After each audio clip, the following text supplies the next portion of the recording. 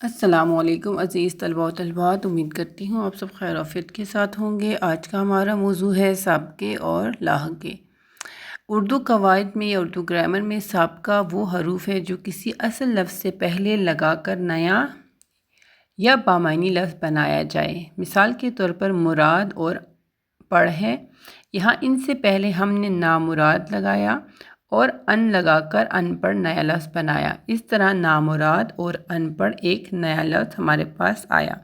اسی طرح لاحقے ہیں۔ لاحقے سے کیا مراد ہے؟ لاحقہ وہ حروف یا الفاظ جو کسی اصل لفظ کے آخر میں لگا کر معنی میں تبدیلی یا نیا لفظ پیدا کرے۔ یہ نئے الفاظ بنانے میں مدد کرتے ہیں۔ مثال کے طور پر عزت دار با ادب۔ اس طرح عزت کے ساتھ دار لگا کر نیا لفظ بنا۔ لاحقے کی مثال دیکھیں، جیسے مال ہے دار مالدار، کاری سے کاریگر، قبر سے قبرستان، درد سے دردناک۔ یہ الفاظ ہمارے پاس لاحقے کی مثالیں ہیں، جبکہ سابقے میں الفاظ پہلے لگتے ہیں، جیسے مثال سے واضح ہے نا اور ان، نامراد اور ان پڑھ۔ تو یہ آپ کے پاس سابقے اور لاحقے کی چند مثالیں ہیں۔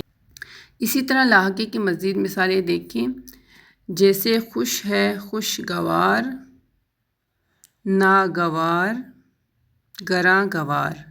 یعنی خوشگوار سے مراد راحت بخش، خوشگوار سے مراد اچھا پسندیدہ، ناگوار سے مراد ناقابل برداشت، گراں گوار سے مراد بوجھل یا ناگوار گزرنا، ناپسند ہونا۔ اس طرح خوش لفظ کے ساتھ جمع کیا ہم نے گوار تو نیا لفظ بنا خوشگوار۔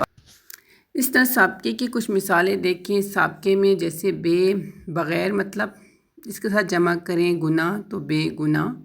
خوش مطلب اچھا، جمع لگایا نصیب تو خوش نصیب۔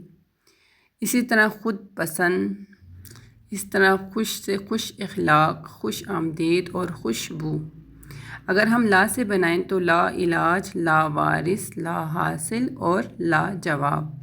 نا سے ہم بنائیں تو ناپاک، نادان، ناممکن، نالائق۔ اسی طرح ہم سفر، ہم جماعت، ہم شکل اور ہم نام۔ تو یہ تمام الفاظ سابقے کی مثالیں ہیں۔